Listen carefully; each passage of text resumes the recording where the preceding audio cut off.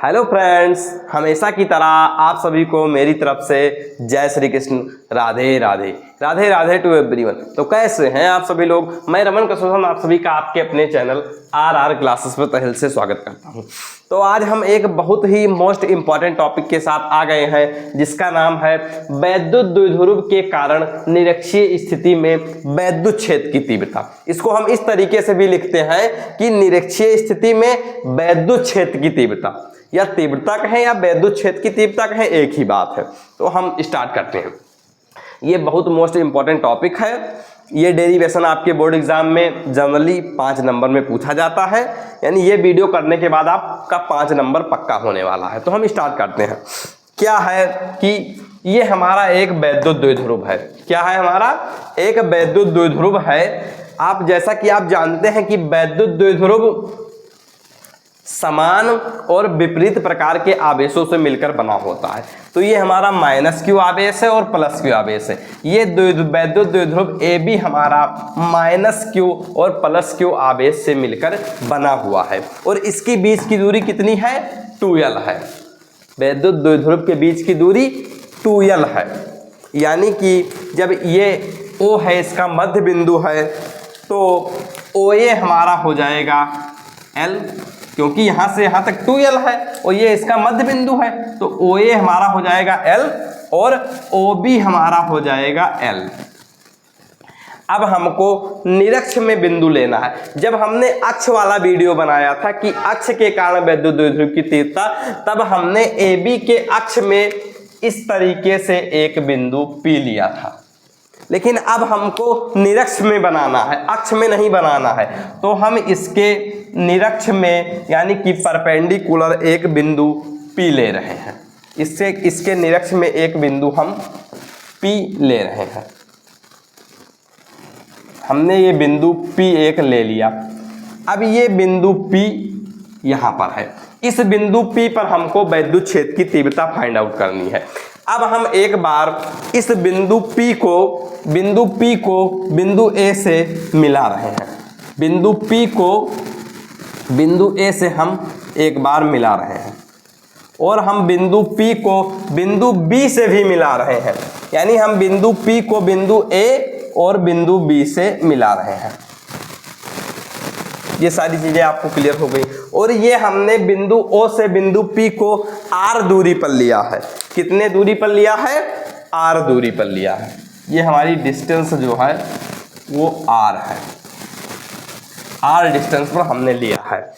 अब हम निकालेंगे, अब हम क्या निकालने वाले हैं कि प्लस क्यू आवेश के कारण बिंदु P पर तीव्रता।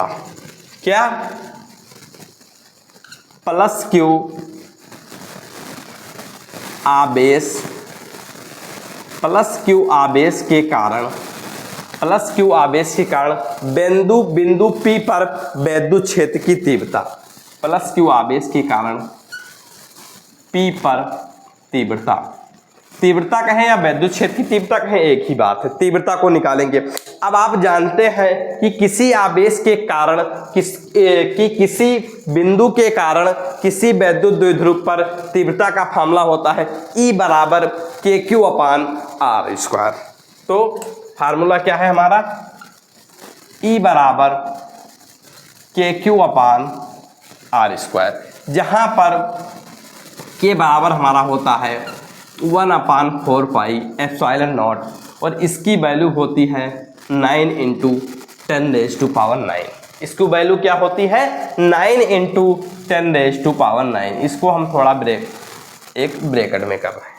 अब देखिए यहाँ पर हम माइनस क्यू आवेश के कारण भी विद्युत क्षेत्र की तीव्रता निकालेंगे, इसलिए हम इसको E1 कर रहे हैं। तो E1 बराबर हमारा क्या हो जाएगा?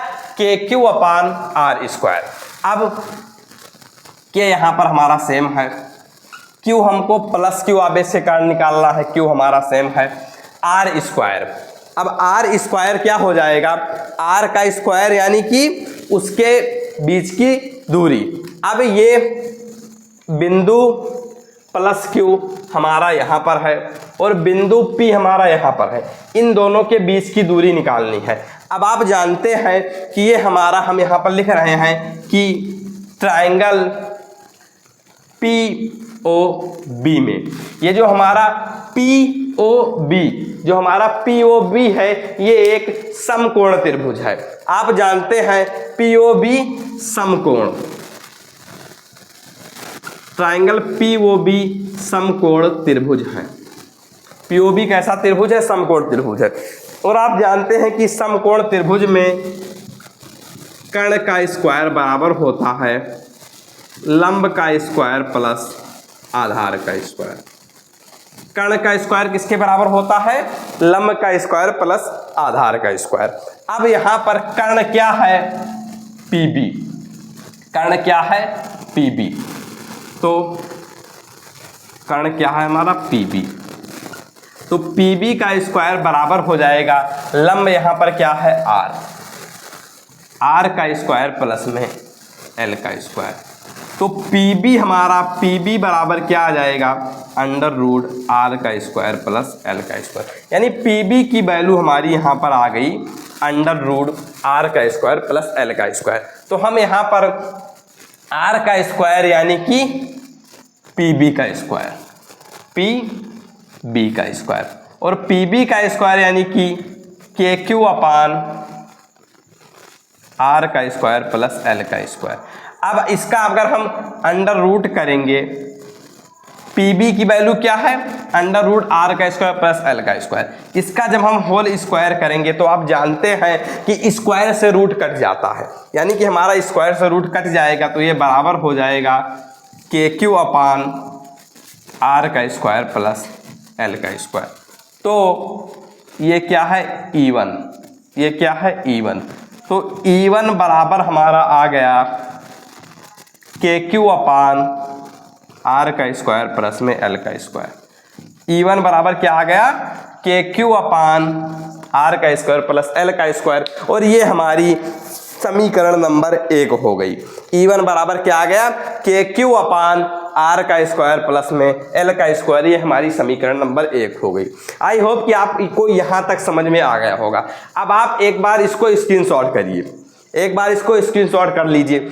अब हम इस वैल्यू को उठाकर यहाँ पर लिख दे रहे हैं एक बार कि E1 बराबर हमारा क्या आया है। आई होप कि आपको यहाँ पर दिख रहा है। नहीं भी दिख रहा तो आप जानते हैं KQ अपान R का स्क्वायर प्लस में L का स्क्वायर। ये वैल्यू हमारी आ गई है, इसको हमने यहाँ पर लिख दिया है। अब हम एक समय के लिए इसको मिटा रहे हैं, एक समय के लिए हम इसको मिटा रहे हैं और आगे डेरिवेशन कर रहे हैं। अब हम क्या निकालेंगे कि माइनस Q आवेश के कारण वैद्युत क्षेत्र की तीव्रता, ये हमने प्लस Q आवेश के कारण निकाला था। अब हम माइनस Q आवेश के कारण वैद्युत क्षेत्र की तीव्रता निकालने वाले हैं। तो कि यहाँ पर क्या लिखेंगे कि माइनस Q आवेश के कारण बिंदु P पर वैद्युत क्षेत्र की तीव्रता, और इसको हम E2 से डिनोट करेंगे। किससे डिनोट करेंगे? E2। तो E2 बराबर हमारा क्या हो जाएगा? KQ अपान R का स्क्वायर। ये हमारा फार्मूला है। K की वैल्यू आप जानते हैं 1/4πε0, और उसका मान क्या होता है? 9 × 10⁹ 9 × 10⁹ तो यहाँ पर हो जाएगा KQ। अब आता है R का स्क्वायर। R का स्क्वायर यानी P और माइनस Q आवेश के बीच की दूरी। माइनस Q आवेश हमारा बिंदु A पर है और P हमारा बिंदु P पर है, इन दोनों के बीच की दूरी। अब जैसे हमने इसकी, आप जानते हैं कि जो समकोण की भुजाएं होती हैं वो आपस में समान होती हैं। तो ये हमारा क्या आया था? अंडर रूट में R का स्क्वायर प्लस L का स्क्वायर। तो ये भी हमारा हो जाएगा अंडर रूट में R का स्क्वायर प्लस में L का स्क्वायर। ये दोनों बराबर हो जाएंगे। तो R का स्क्वायर यानी कि AP का स्क्वायर, R का स्क्वायर यानी कि AP का स्क्वायर, और AP का स्क्वायर हमारा बराबर आ जाएगा KQ अपान मैं इसको एक बार थोड़ा अच्छे से लिख रहा हूं, KQ upon under root R square plus में L स्क्वायर का होल स्क्वायर। आप जानते हैं होल स्क्वायर से रूट कट जाएगा, तो ये बराबर आ जाएगा KQ बटे R का स्क्वायर प्लस में L का स्क्वायर। तो E2 बराबर भी हमारा आ गया KQ बटे R का स्क्वायर प्लस में L का स्क्वायर। E2 बराबर क्या आ गया? के क्यू बटे आर का स्क्वायर प्लस में एल का स्क्वायर। ये हमारा इक्वेशन नंबर 2 आ गया। इक्वेशन नंबर 2 हमारा आ गया E2 बराबर के क्यू अपान आर का स्क्वायर प्लस में एल का स्क्वायर। अब हम इस वैल्यू को भी यहाँ पर लिख रहे हैं। यहाँ पर आपको ये शायद नहीं दिख रहा होगा, लेकिन ये E1 का मान है। मैं इसको थोड़ा इधर लिख रहा हूँ, E1 का मान है। और E2 बराबर भी हमारा आ गया के क्यू अपान आर का स्क्वायर प्लस में एल का स्क्वायर। अब हम परिणामी तीव्रता निकालने जा रहे हैं। हमने सबसे पहले माइनस क्यू आवेश के कारण विद्युत क्षेत्र की तीव्रता निकाली, फिर हमने प्लस क्यू आवेश के कारण विद्युत क्षेत्र की तीव्रता निकाली। अब हम परिणामी विद्युत क्षेत्र की तीव्रता निकालने जा रहे हैं। तो आप एक बार इसको भी स्क्रीनशॉट करिए। अब हम इसको मिटाकर लिख रहे हैं कि परिणामी तीव्रता। रिजल्ट जो आया है वो हमने यहाँ पर लिख लिया है। आप स्क्रीनशॉट कर चुके होंगे या मेरे साथ ही डेरिवेशन कर रहे होंगे, तो रिजल्ट हमने यहाँ पर लिख लिया है। तो परिणामी तीव्रता क्या है? परिणामी तीव्रता, परिणामी तीव्रता बराबर E बराबर हो जाएगा E1 cos theta plus E2 cos theta. अब आपके मन में एक प्रश्न उठ रहा होगा कि ये cos थीटा कहाँ से आ गया और E1 cos थीटा कहाँ से आ गया, E2 cos थीटा कहाँ से आ गया। हमारे पास वैल्यू तो सिर्फ E1 और E2 की दे रखी है। तो आप यहाँ पर आइए, आपने पढ़ा होगा कि जब हम यहाँ पर ऐसे करते हैं तो यहाँ पर वेक्टर फॉर्म बन जाता है। ऊपर इधर एक वेक्टर जाएगा इधर, और ये इधर जाएगा, ये इधर, वेक्टर फॉर्म बन जाता है। ये वाला आपका इधर जाएगा वेक्टर फॉर्म। तो आप जानते हैं कि जो परपेंडिकुलर होता है वो आपका हो जाएगा E1 साइन थीटा, और इधर का ये हो जाएगा E1 साइन थीटा, ये E1 साइन थीटा। तो जो परपेंडिकुलर होते हैं वो आपस में कट जाते हैं। परपेंडिकुलर और विपरीत, यानी कि जो लंबवत दिशा में होते हैं और विपरीत दिशा में होते हैं वो आपस में कट जाते हैं, और जो समान दिशा में होते हैं उनका होता है कि E1 cos थीटा, और वो आपस में जुड़ जाते हैं। ये कॉन्सेप्ट वेक्टर वाला आपने क्लास 11 में पढ़ा होगा, नहीं भी पढ़ा है एक समय के लिए तो आप इसको याद कर लीजिए कि परिणामी तीव्रता E बराबर होता है E1 cos theta plus E2 cos theta. Reason यह है कि जो हमारे लंबवत वेक्टर में जो लंबवत घटक होता है वो आपस में कट जाता है, और जो सेम डायरेक्शन में घटक होता है, जो सेम डायरेक्शन में होता है वो cos थीटा से मेजर होता है और वो आपस में जुड़ जाते हैं। तो उसी कंसेप्ट में मैंने यहाँ पर लिखा है।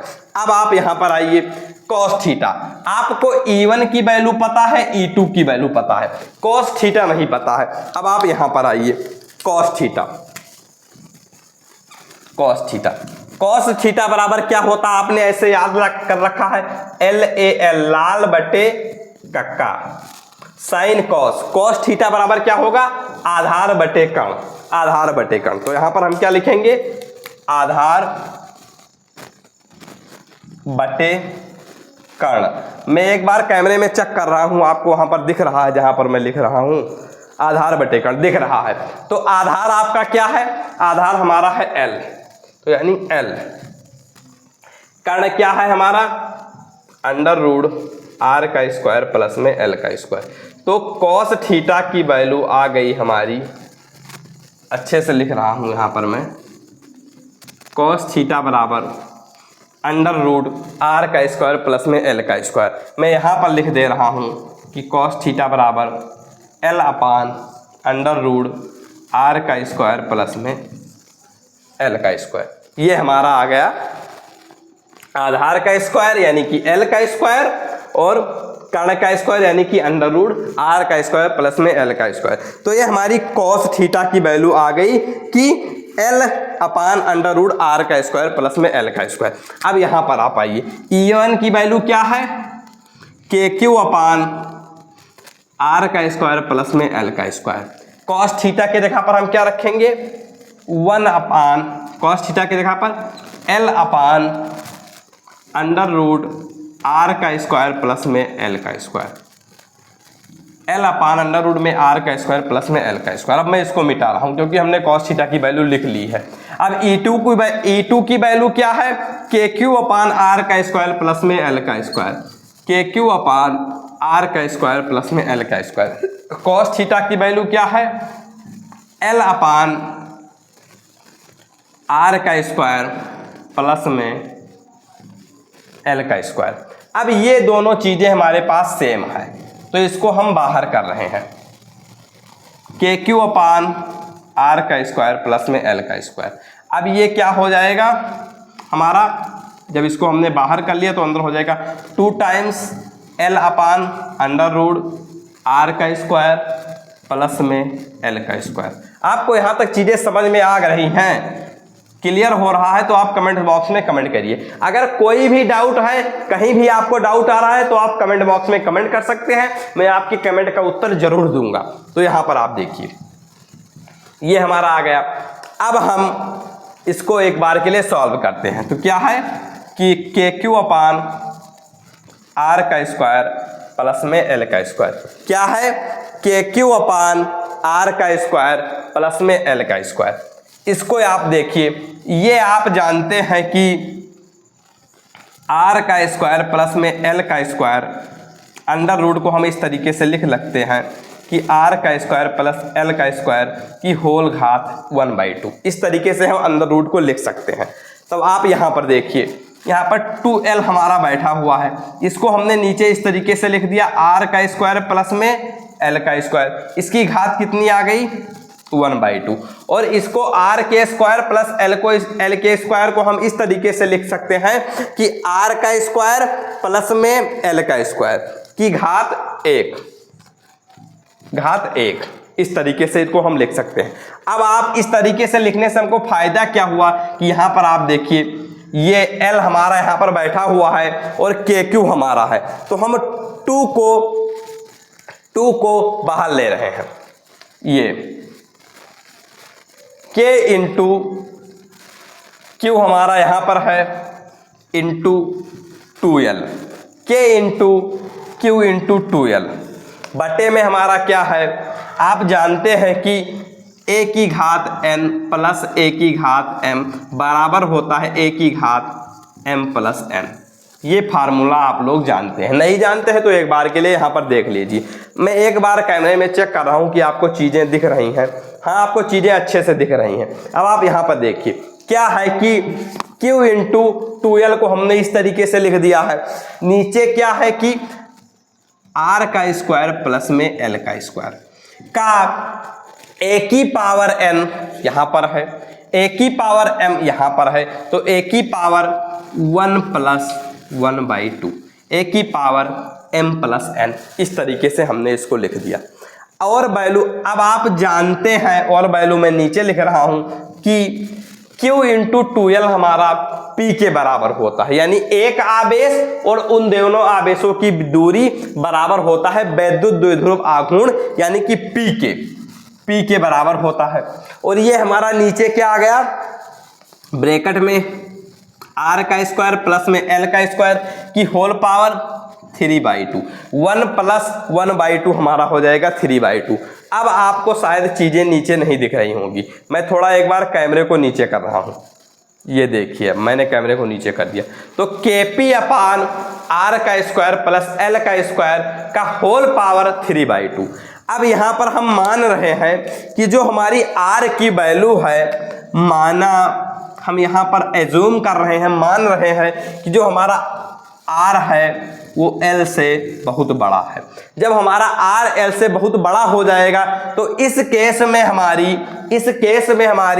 L की वैल्यू 0 हो जाएगी, यानी L की वैल्यू हम 0 कंसीडर करेंगे। तब हमारा क्या आ जाएगा कि KP अपान, ये हमारी 0 ही आ गई, उससे कोई मतलब ही नहीं है, R का स्क्वायर की होल पावर 3/2, R का स्क्वायर का होल पावर 3/2। अब मैं थोड़ी चीज़ें ऊपर आपको कर रहा हूँ, ये सारी चीज़ें आप नोट कर चुके हो, यह मैंने आपको समझाया है, तो मैं इसको थोड़ा मिटा रहा हूँ। हमारी क्या आ गई, बस हमारा डेरिवेशन हो ही गया है। यहाँ पर आप इसको लिख लीजिए कि जो हमारा R है वो मोस्ट बड़ा है L से।